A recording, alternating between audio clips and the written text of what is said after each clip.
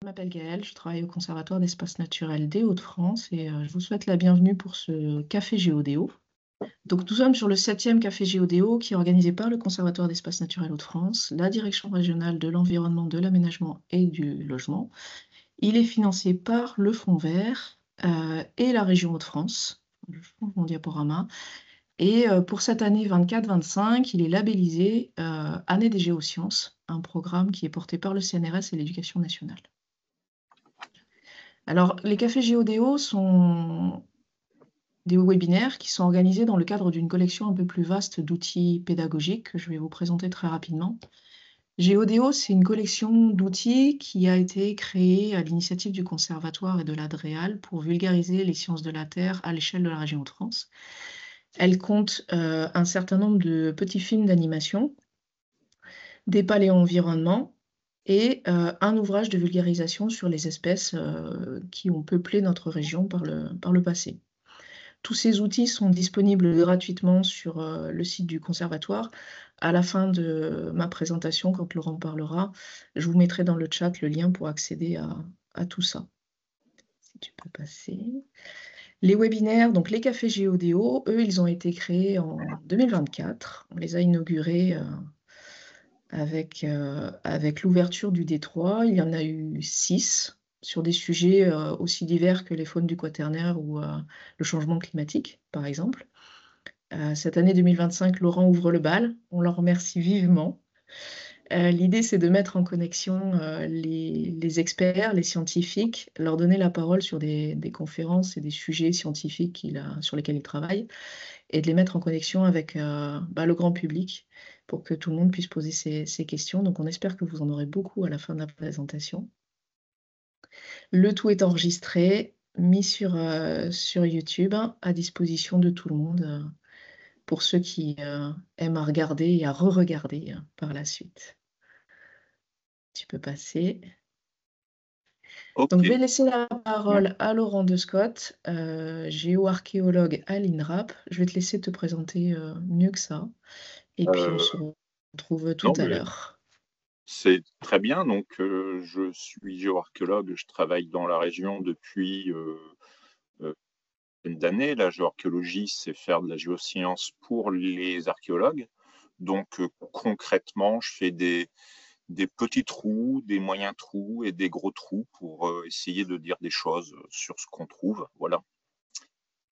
Et ce soir, je vais vous parler d'un site qui me semble important, très précieux, d'où le titre, c'est Oisier. Je pense que c'est le premier café Géodéo qui est spécifiquement sur un site. Il y en aura d'autres, peut-être. En préambule, je vais dire que ce que je présente, ce n'est pas que mon travail, c'est un travail d'équipe. Et il y a de nombreuses personnes qui ont contribué à ce que je vais vous raconter.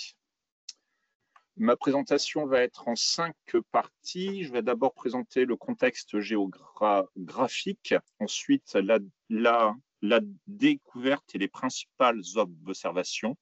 Je vais parler de la formation de Oisier avant de raconter ce qu'on a pu y faire comme études et analyses. Et enfin, je ferai une petite synthèse. Donc, on y va. Le contexte géographique. Vous voyez ici, nous sommes dans le nord des Hauts-de-France. J'ai mis en exergue l'île et Douai. Et Oisier est une petite ville qui se situe en bordure de plaine de Scarpe. La plaine de la Scarpe est là, près de Douai. Donc, à cet endroit passe la Scarpe qui est déjà pas une très grande rivière, mais avant le Moyen Âge, elle était encore plus petite parce qu'en fait, la scarpe telle qu'on la connaît résulte d'une capture anthropique, d'une capture par l'homme. Donc, en fait, tout ce dont je vais parler correspond à une toute petite rivière que j'appelle Scarpe Scarbus pour qu'il n'y ait pas de confusion avec la scarpe actuelle. Donc, on va un peu zoomer sur la zone. Nous sommes entre l'Os-Trevant et la Pévèle, et entre les deux, on a cette grande plaine de la Scarpe. Un peu au nord de Douai, en bordure de la plaine, on a la ville de Oisier, et un peu au nord, on avait, il y a encore une dizaine d'années, des champs avec le canal de la Scarpe qui passe un peu plus au nord. Et c'est à cet endroit qu'on a découvert la formation de Oisier. Donc, ça a commencé en février 2013. Donc, la semaine prochaine, ça fera 12 ans. Et en février 2013, vous voyez qu'il y avait un peu de neige et des sondages archéologiques. Mon collègue Yann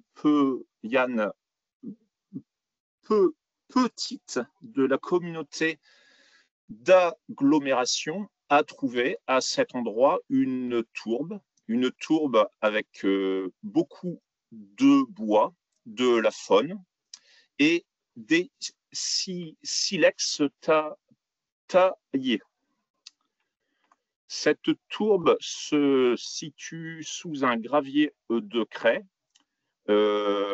qui lui-même se trouve sous un limon sableux à 3 mètres de profondeur. Une datation radiocarbone a été faite sur les bois et en fait, on n'a pas pu dater ces bois car ils sont plus vieux que ce que permet de faire la méthode. Les bois sont plus vieux que 45 000 ans.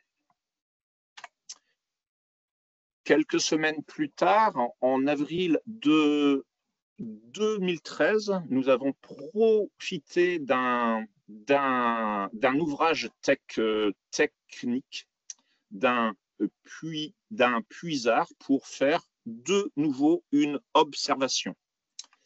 Alors voilà ce qu'on trouve dans ce gros trou. Et on l'a levé. Donc, on retrouve notre gravier de craie, on retrouve notre tourbe, on trouve en au-dessous une craie lacustre, un tuf calcaire qui est constitué d'ogones de caracées. En fait, ce sont les petites boules qui poussent sur cette plante aquatique que vous avez probablement pu déjà voir. Et on a essayé une datation uranium-thorium sur ces zoogones qui nous donne un âge minimum d'environ 103 000 ans. Donc, on voit qu'on est déjà dans du vieux. Et sous cette craie lacustre, on trouve un limon gris qui contenait un silex taillé. Nous n'avons pas fait que ça, puisqu'il y a eu des analyses malacologiques, c'est-à-dire on a regardé quelles étaient les espèces d'escargots à cet endroit, et on a pu construire ce diagramme. Donc, vous voyez là en pourcentage les différentes espèces qui apparaissent et se développent du bas vers le haut. Et il se trouve que l'on passe d'espèces de contexte froid à des espèces de contexte chaud ou tempéré. Et parmi ces espèces, on a en particulier une espèce intéressante, Belgrandia marginata, qui n'existe plus à l'Holocène.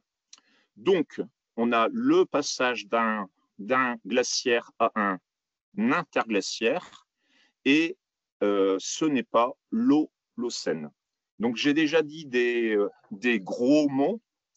On va voir ce que signifie glaciaire, interglaciaire et Holocène. Cette courbe, vous l'avez peut-être déjà vue dans un autre café, c'est la courbe des températures globales, ici, depuis 5 millions d'années. Le temps va de la gauche vers la droite. Et depuis 2,6 millions d'années, nous sommes dans le quaternaire qui se caractérise par une succession de cycles qui sont tempérés et froids. L'Holocène, c'est la dernière période tempérée dans laquelle nous sommes. Donc, si vous vous intéressez à ces cycles, vous pouvez voir la petite animation qui a été faite dans le cadre GeoDO. On va zoomer sur les derniers cycles. Donc, voilà les derniers cycles. Et nous savons donc que ce qu'on a trouvé est plus vieux que 45 000 ans, à un âge minimum de 103 000 ans, que nous sommes dans un passage d'un glaciaire à un interglaciaire et que ce n'est pas l'Holocène. Donc, un bon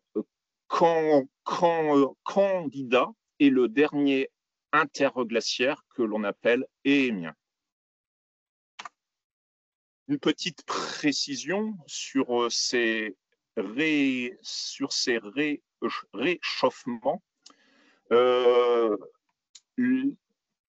réchauffement actuel ne rentre pas dans ce cadre-là, puisque les oscillations vont d'un froid à un tempéré et que maintenant on casse un peu ce cadre. Donc je vous renvoie là-dessus à également une animation GeoDO et au dernier café GeoDO. Revenons à notre terrain. En juin 2013, nous avons fait aussi une exploration géophysique et une exploration à la tarière mécanique. Donc la géophysique a consisté à mesurer la capacité du sol à conduire l'électricité. Ça nous renseigne sur les premiers mètres du sol. Et on a pu faire aussi des carottages où nous avons retrouvé la tourbe.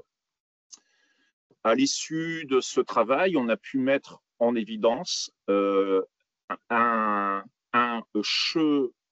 chenal, que la tourbe se situait dans un chenal que l'on voit bien sur cette carte de conductivité. L'année suivante, en 2014, puis en 2015, nous avons conduit des fouilles. Il y a eu des fouilles. Donc ici, c'est la fouille de 2014 et celle de 2015, c'est son extension. Donc, vous savez ce que c'est que des fouilles. On creuse le sédiment, on le décrit, on prélève pour étudier le sédiment et ce qu'il contient. On note et on localise tout ce qui est reste paléontologique ou reste archéologique. Ici à gauche, des dents de cheval et à droite, des silex taillés. Voilà, c'est ce travail-là. Donc, j'aborde maintenant la troisième partie sur la formation de oisiers. Je parle de formation au sens géologique du terme, c'est-à-dire un regroupement de couches qui nous raconte une histoire en un lieu et en un temps. Donc, il faut d'abord construire le cadre stratigraphique. Pour cela, on reprend tous les levés, on les corrèle de proche en proche et on définit des grandes unités stratigraphiques à l'échelle de la fouille et à l'échelle de la zone. Donc, à l'issue de ce travail, on peut dire qu'à Oisier, nous avons 8 grandes unités stratigraphiques, 8 grandes couches, que l'on regroupe en 3 membres. Et la formation de Oisier est constituée par les membres 1 et 2, et elle est située dans l'ancien chenal de la rivière. Le membre 1 est constitué de gravier et de limon gris, apportés par la rivière. Le membre 2 s'est déposé dans une eau plus calme, avec les tufs calcaires et des tourbes. Ensuite, nous avons une très forte érosion, puis le membre 3, qui est constitué de ravines avec le remaniement de tout ce qu'il y a en dessous, par des graviers de craie, par des limons lités, puis par un peu de l'os, qui est un limon qui s'est déposé avec le vent. Et cette formation a été reconnue sur plusieurs centaines de mètres. Voilà, donc on construit ainsi le cadre stratigraphique où on peut faire toutes les analyses. On en a fait quelques-unes. C'est d'elles dont je vais parler maintenant. Donc, on a fait de la palynologie. La palynologie, c'est essayer de déterminer les taxons des végétaux grâce au pollen, au microscope. Donc, les études ont été faites dans ces parties-là. Et on a pu construire un diagramme palynologique. Donc, là, vous voyez les différents taxons ou espèces, si c'est possible d'aller jusqu'à l'espèce,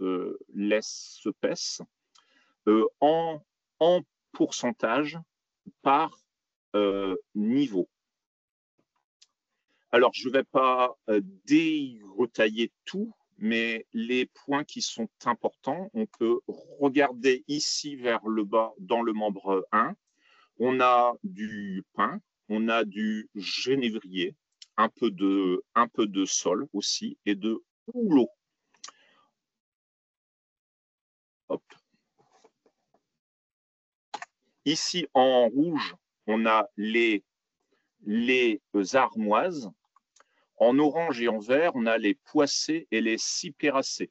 Donc, pour faire simple, et les botanistes vont peut-être bon dire, mais pour faire simple, ce sont des herbes. Et ici, en gris, on a des pollens très anciens et des micro-phosphates fossiles, ce qui montre une érosion des vers récents. Ensuite, on voit qu'on a le bouleau qui se développe au début du membre 2, puis l'orme, le chêne, le noisetier, l'aulne. Donc, on a vraiment une apparition et un développement dans de très grandes proportions d'arbres qui correspondent à un contexte tempéré. On a aussi le développement de plantes aquatiques. Donc, ce qu'on peut en retenir, c'est que l'on passe d'un contexte de toundra steppe pour le membre 1 à un contexte de zone humide et de forêt tempéré pour le membre 2. On a aussi étudié la malacologie, en plus de ce que je vous ai déjà montré. Donc, la malacologie, avec toutes les espèces ici en pourcentage, nous montre pour le membre 1 une berge sèche. Puis, pour le membre 2, le développement d'un plan d'eau, d'une zone avec des arbres aussi pour la fin de la couche, et le passage d'espèces froides à des espèces beaucoup plus tempérées. On a fait aussi l'étude de tout ce qui est os, dents, l'étude des vertébrés sur toutes les couches. Pour ce qui est des petits vertébrés, dans le membre 1, on a très peu de choses, mais on a quelques rongeurs de contexte froid. Pour le membre 2, on a beaucoup plus d'espèces, dont beaucoup d'oiseaux. On a fait aussi les faunes un peu plus grosses. Donc, vous voyez ici le tableau en nombre de restes. Dans le membre 1, on a du cheval. À la limite, entre 1 et 2, on a une dent de mégalocéros. Et dans le membre 2, dans la tourbe, on a énormément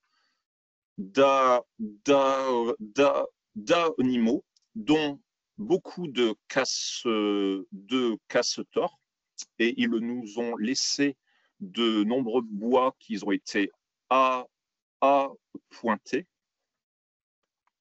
de l'auroch, de l'ours, du daim, du chevreuil, du cerf, du rhinocéros et de la tortue, de la loutre. Et on a noté aussi la présence de l'éléphant. L'éléphant n'a pas été trouvé dans le membre 2 proprement dit, parce qu'il a été trouvé dans les niveaux qui ont été érodés, mais il appartient probablement au même cortège de faune. Donc, on a beaucoup de faune tempérée dans ce membre 2. Si vous êtes intéressé par tous ces animaux et les différences entre les climats froids et chauds, je vous invite à regarder le deuxième café GeoDO. Voilà, ce qu'on a fait aussi, ce sont des datations, soit des datations radiochronologiques, soit des datations par mesure des radiations accumulées et mesure des paléodoses reçues chaque année par les éléments. En gros, ça date le moment où les éléments ont été enfouis dans le sol. Donc, on a toutes ces dates ici. Et si on les regarde, on voit qu'on tombe autour de 120 000 ans.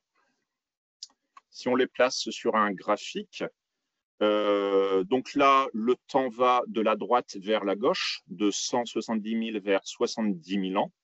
Et on place ici notre date minimum de 103 000 ans.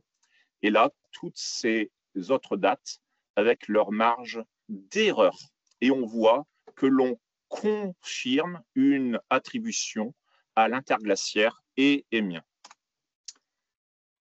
On a pu aussi reconstituer les paléotempératures grâce aux isotopes de l'oxygène dans les dents. Donc, c'est en partie, ce sont les mêmes dents qui ont pu servir à ça. Et on reconstitue pour le sommet du membre 2 une température de 5 degrés de moyenne annuelle, ce qui est froid. La moyenne actuelle à Oisier est de 11 degrés. À la limite, membre 1, membre 2, on a environ 7 degrés. Et à la base de la tourbe, on approche des 9. Donc, on voit que l'on a aussi ici la transition entre la période froide et la période tempérée. Enfin, je vais parler un peu de ce qui est archéologique, puisqu'on a trouvé des silex taillés et aussi des os qui portent les stigmates d'une activité des hommes et des femmes qui pouvaient être présents à Oisier. Donc, on peut dire que Néandertal se promenait dans cette zone il y a environ 120 000 ans. Donc, les silex, j'en parle pas beaucoup plus que ça. C'est pas mon domaine. Je vous en présente quelques-uns. Et des exemples d'os avec des stigmates. On a de la crémation, de la fracturation. Et on a aussi des traces de découpe. Donc là, avec sur un os de castor qui a dû se faire dépioter. Donc, on peut imaginer notre Néandertal, pourquoi pas, avec sa toque en castor. Voilà. Donc là, je vous ai présenté les études qui ont pu être faites dans ce cadre stratigraphique. Maintenant, on peut essayer de regrouper tout ça dans une synthèse. Donc, le cadre strati et toutes les données, en fait, elles concordent, que ce soit la palynologie, la malacologie, les dates, les probabilités d'âge, les paléotempératures ou les faunes. Donc tout ça permet de raconter l'histoire suivante. Donc voilà, je replace la zone, le chenal et les différents lieux où ont eu les observations. On peut dire qu'à la fin de l'avant-dernier glaciaire au Saalien, on avait la petite rivière Scarpus qui s'écoulait dans un contexte froid en déposant des sables, des graviers et avec une érosion sur les versants. Nous sommes en contexte froid. Voilà, ce sont ces unités-là. Et le paysage pouvait ressembler à quelque chose comme ça. Plus tard, il commence à faire un peu plus chaud, mais le climat est encore très rigoureux. Environ 5 degrés de moyenne annuelle. On a présence de l'homme, présence du cheval, et la rivière dépose du limon. L'activité est un peu moins forte. L'érosion sur les versants se calme. C'est cette unité-là. Et nous sommes dans un contexte de steppe. Quelque chose qui pouvait ressembler à ça. Le temps passe, on est à une bascule climatique et en limite des deux membres, on a la présence du mégalocéros qui nous permet, grâce à sa dent, de dire que les températures sont proches de 7 degrés de moyenne annuelle, vers 130 000, plus ou moins 8 000 ans. Le climat se réchauffe encore un peu. Nous rentrons dans l'éémien, ou en tout cas dans la transition, une bonne transition vers l'éémien. Le régime du cours d'eau change puisque, en fait, ça devient un petit plan d'eau avec une végétation aquatique. Le castor est déjà présent et en végétation, on voit se développer quelques arbres, le bouleau, le pin, le genévrier. Le paysage, donc c'est cette unité-là, c'est cette unité où se déposent les tufs calcaires avec les zoogones de Caracé. Et le paysage pouvait ressembler à quelque chose comme ça. Par la suite, la tourbe se développe. Nous sommes bien dans l'éémien. La température approche doucement de 9 degrés, donc on est assez proche des températures actuelles, encore un peu plus fraîches. Les humains sont là et de nombreux animaux d'un contexte tempéré, dont le rhinocéros, qui est un animal qui est habituel normalement dans nos interglaciaires. La tourbe se développe et elle se développe plus vite en aval que vers l'amont.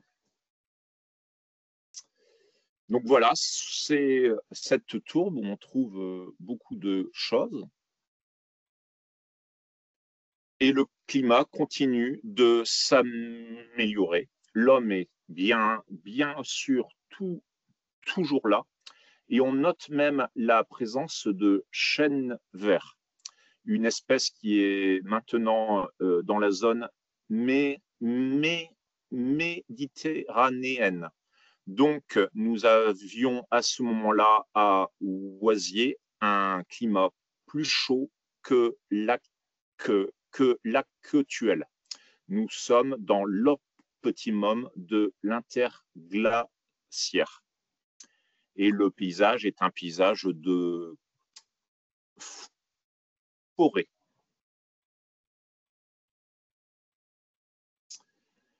La fin de l'enregistrement qui est conservé dans la tourbe montre l'apparition du charme, de l'épicéa et du sapin. donc des espèces de contexte un petit peu plus frais et un petit peu plus humide. Donc nous avons là l'amorce de la dégradation climatique. Cette tourbe, elle est érodée et on a probablement un grand hiatus, une longue période de temps qui n'est pas enregistrée. Et les dépôts qui apparaissent avec cette érosion sont des grosses ravines.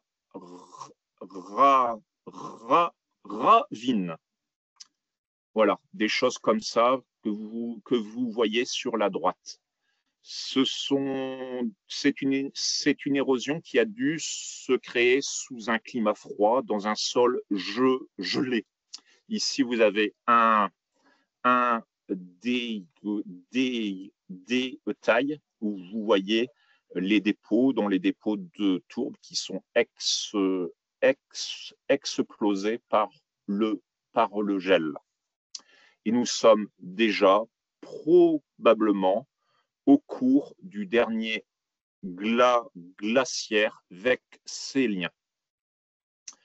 Par la suite, on a les graviers qui se déposent. La rivière est très active. Voilà, c'est ce gravier-là que vous voyez qui érode la tourbe. Et dans ce gravier, on retrouve beaucoup d'éléments qui ont été repris des niveaux sous-jacents, dont ici un silex taillé.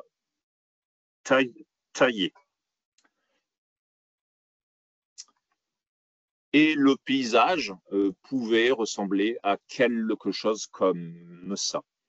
La rivière s'étale sur une très grande zone, beaucoup plus large que le chenal antérieur. Par la suite, on a des apports de limon et éolien qui sont repris par l'eau, et ça nous donne cette accumulation de lit et de sable.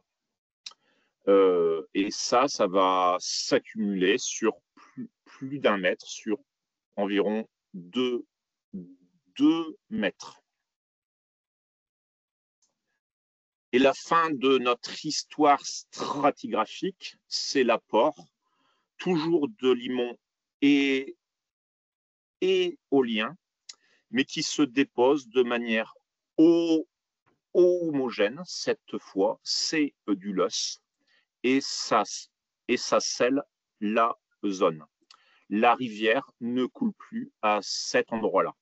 Donc, il y a dû y avoir une défluviation, un changement de cours, et la petite rivière Scarbus passe à quelques centaines de mètres plus au nord.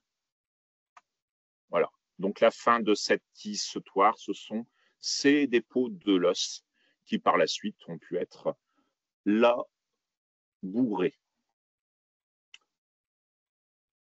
Donc, longtemps situé sous les champs, maintenant, dans cette zone, on a une zone commerciale, mais la formation de oisiers est toujours présente, ici figurée en rouge, à plusieurs mètres de profondeur. En conclusion, on peut dire que la formation de oisier est un remplissage de chenal qui est daté du dernier interglaciaire, il y a environ 120 000 ans. Elle est exceptionnellement conservée et que c'est un témoin très rare de cette période chaude. Il y aurait encore beaucoup de choses à à faire. L'extension précise n'est pas vraiment connue. Tout ce que je vous ai montré, c'est fait sur 2 petites zones de fouilles. Donc, on a exploré que quelques mètres cubes et on a mis un peu de temps à analyser et digérer tout ça. Et que voilà, ça justifie le titre de ce café GODO. On a un véritable trésor sous nos pieds. Je finis avec cette image qui est tirée d'une scène GODO avec le contexte interglaciaire au cours du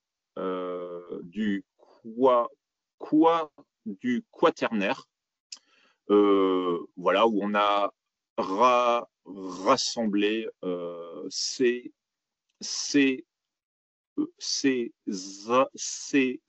animaux, dont un monsieur et une madame Néandertal. Voilà. J'arrive à la fin et j'espère que je vous ai convaincu de l'intérêt de ce site. Merci beaucoup, Laurent, et bravo, la démonstration était parfaitement claire, je trouve.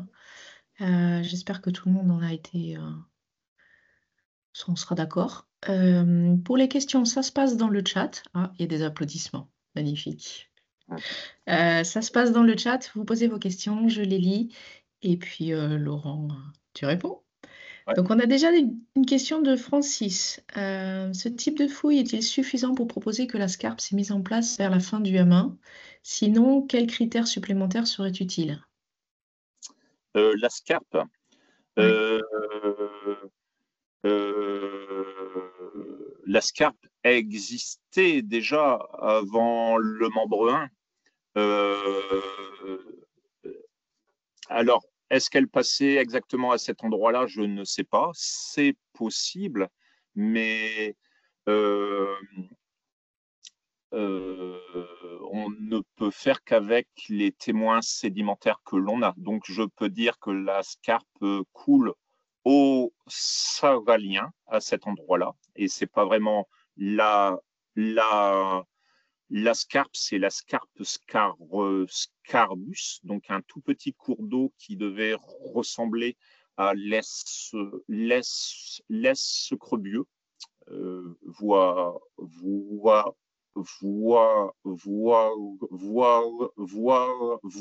Voisin. Donc, je ne suis pas sûr que je réponds vraiment à la question de Francis.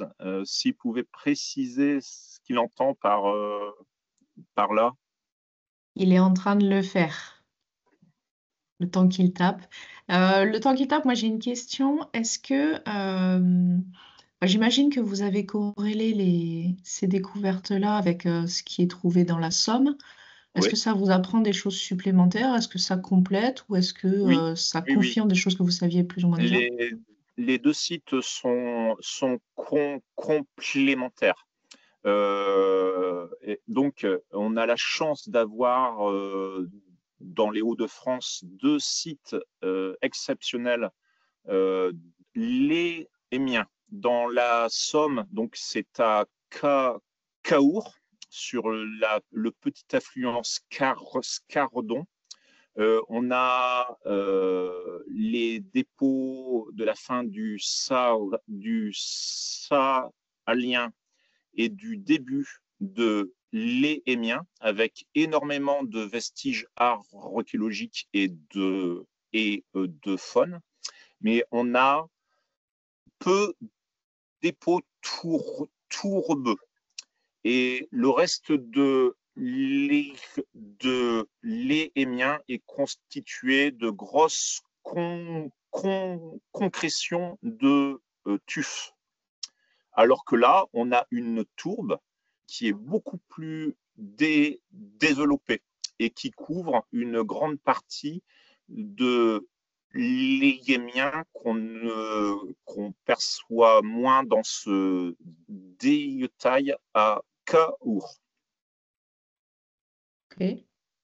Merci. Alors, Francis, la première réponse était déjà bien précise. Merci et bravo. Et il nous a fait une deuxième question.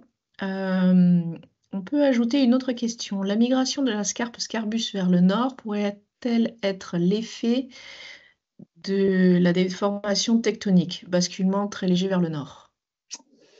Alors, c'est une très bonne question. J'aurais beaucoup du mal à le dire. Euh, Au niveau tectonique, la scarpe actuelle coule à peu près au même niveau que cette scarpe Scarbus d'il y a 100 000 ans. Donc, c'est inhabituel. Si on se souvient du café Géodéo sur les terrasses de la Somme, dans la Somme, il y a une surrection et un encaissement qui crée un système de terrasses. Ici, sur 100 000 ans, on a une neutralité. Ce qui ne veut pas dire qu'il n'y a pas de mouvement tectonique. Et dans les variations du substrat sous le quaternaire, on peut soupçonner que c'est une zone tectonisée. Mais on ne peut pas dire comme ça que c'est dû à la tectonique. Probablement pas, puisqu'on a une relative neutralité de l'évolution de l'altitude où coule la rivière. Et le facteur probablement plus important serait les apports et les apports éoliens dans ce contexte de petite rivière. Cependant, la question reste ouverte. Ok, merci. Alors, nous avons Patrick qui te demande de faire un petit peu de pub pour les 2 volumes de Quaternaire qui sont consacrés à Oisier et qui sont disponibles en ligne. Voici. Voilà, c'est fait. À la limite, si tu as le lien, on peut le mettre dans le chat. Ou Là, tout de Patrick, suite, je ne pourrais Patrick, pas. comme tu as accès à ton ordinateur, peut-être que tu peux mettre les liens sur le chat. Euh, Francis complète. En effet, le site n'est pas la bonne échelle pour apprécier une éventuelle déformation régionale. Fabien te félicite. Et Laurent est en train d'écrire.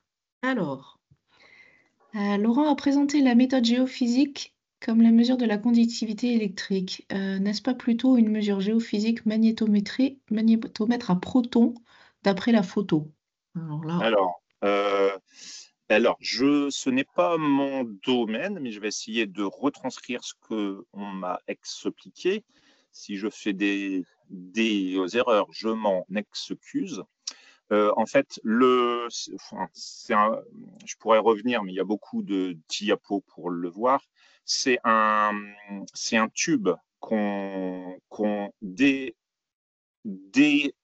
déplace au-dessus du sol, qui crée, c'est une bobine électrique qui crée un champ électromagnétique et qui mesure la manière dont le sol va transmettre ce champ.